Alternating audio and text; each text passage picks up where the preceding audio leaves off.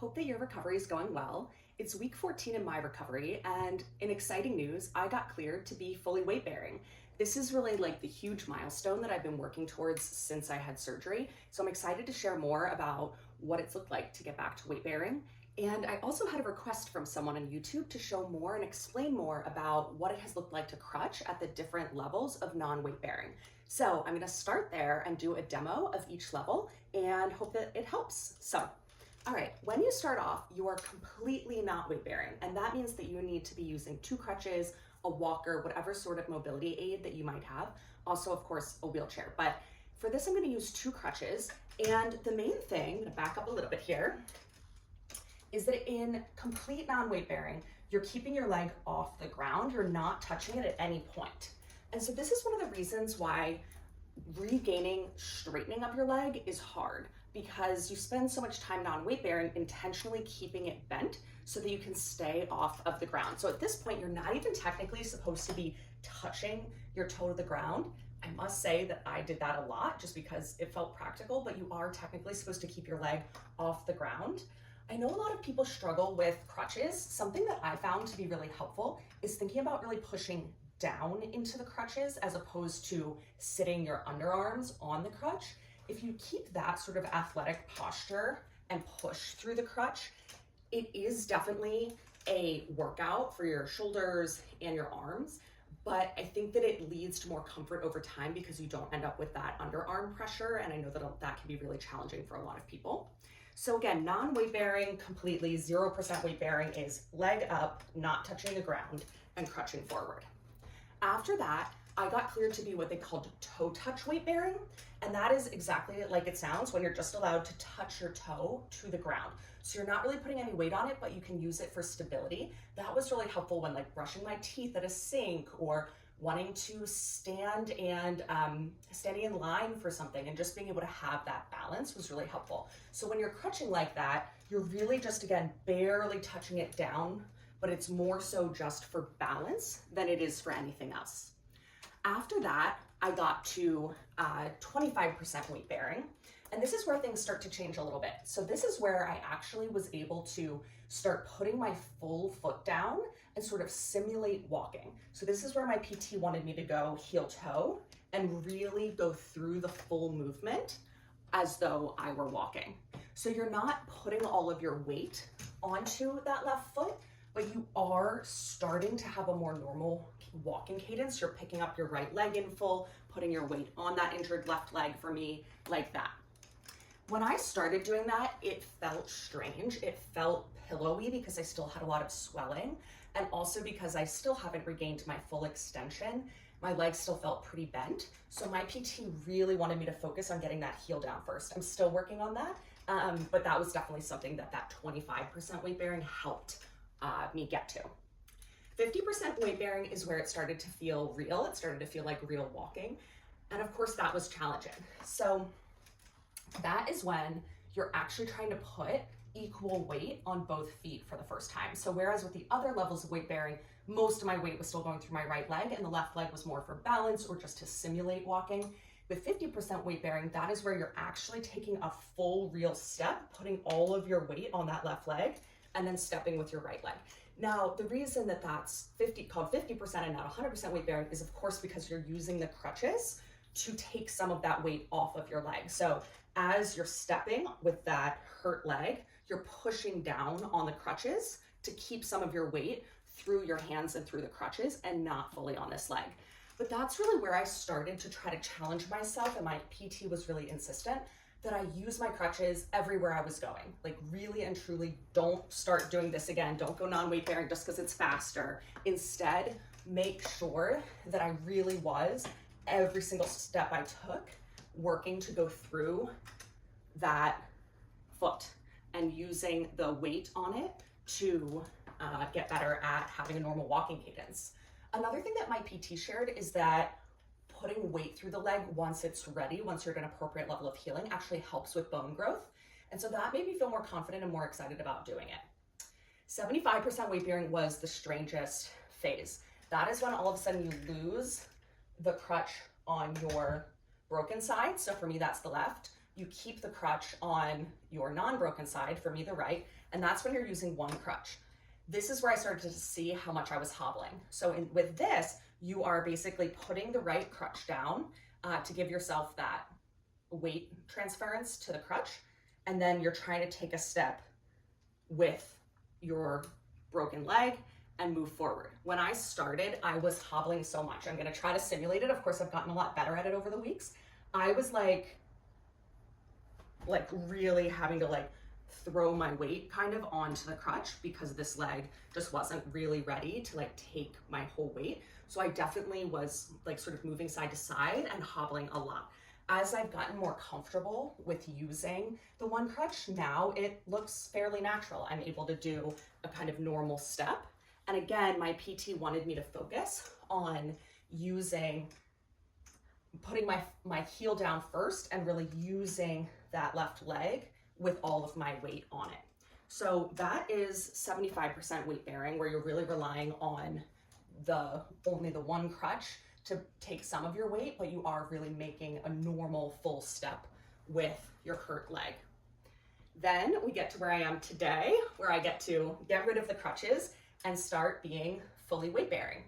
So I just got cleared for this a few days ago, so this is still very new, and I'm definitely still hobbling a lot, and I think I'm going to be for weeks.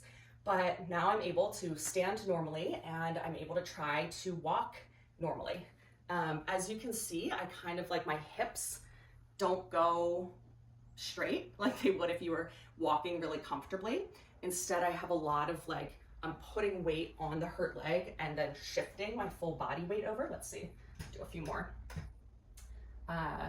But what my PT told me is that so that I don't do that thing where I hitch this way when I walk, which is what I do a lot of right now, she wants me to again focus on that heel toe connection.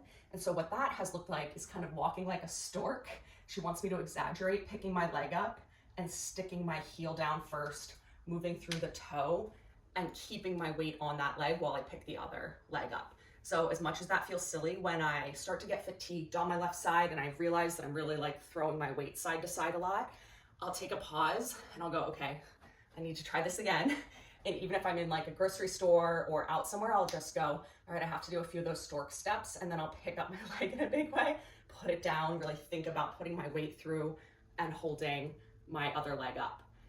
Another thing that I've noticed while trying to get back to full weight bearing, again, I'm very new in this journey, so we'll see what I learn over the next 2 weeks, is that I do start to get fatigued doing this type of walking. And when I do, what happens is I start just picking my foot up as though it's flat and putting it down. So instead of that heel toe motion, I start just kind of putting it down directly and then kind of pulling my good leg up to meet it. So I'm not walking forward, I'm really just planting it and pulling.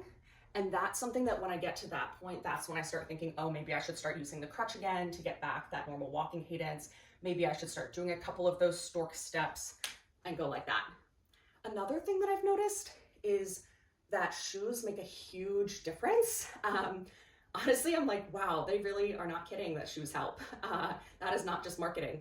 I find it much, much more challenging to walk without shoes on. I think I can feel the muscles in my foot much more directly when I am not wearing sneakers. And I've even found that sneakers, because they're pretty cushiony, are not even the most supportive. It's really wearing like boots that has helped the most. When I'm wearing boots, I feel the most stable. I feel like I have a really good platform under me, and I feel like my ankle feels more supported. Something that I've noticed throughout this return to weight bearing is my ankle feels really weak. I think part of the reason why I'm still limping so much is I have to really think about keeping my ankle stable. Otherwise it kind of wobbles a little bit right left. And when that happens, then my mechanics get bad. I kind of crunch down my shoulders, I crunch in my abs, I bend my leg, and then I just kind of like pull my other leg forward. So I do think that having good footwear, I've even, as you can see, I've been wearing shoes in the house a lot more than I typically would, just because I think wearing shoes makes me feel more confident with walking and makes it feel more natural, and like I can focus better on the mechanics than I can when I have no shoes on. Yeah, let's think, what else? So at PT, getting to fully weight bearing has opened up a huge number of new exercises that I can do. For the first time, I'm working on doing stairs, where in PT, I'm just doing one step up with that bad leg. How I had been going up the stairs previously has been really leading with the good leg and then just kind of pulling the other leg up. So I wasn't taking steps like a ladder. I was just doing one step, replace that foot, one step, replace that foot. Whereas now in PT, I'm just going up one step with the injured leg, standing there and then going back down, leading with that leg.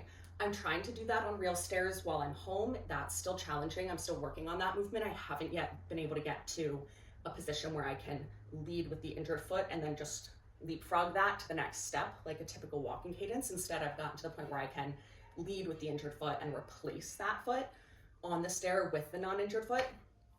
But again, room for improvement. It has also opened up at PT the ability to use like bands on my legs and to walk with the band around my legs like this to start strengthening the full area around my knees and legs. So yeah, the PT has started to feel more like a full body workout than previously, where it felt more like stretching. And so that feels exciting. It starts to feel like I can imagine getting back to the gym. For me, my doctor cleared me to get back to any sort of lightweight exercise that I want to do. So that means that I'm cleared to stationary bike and not just like 5 minutes at the PT, but actually like doing a Peloton workout if I wanted to, or going to a spin class. Now, of course, being realistic, I might only be able to do 10 minutes and do something more lightweight, not a super intense like HIIT workout. Of course, I need to be smart and like ramp up my activity. At PT, I did the elliptical for the first time and it was challenging, even just on like level 1 on the elliptical. It was just the motion of it on my hips felt very odd, but it was exciting to get back to a new type of movement.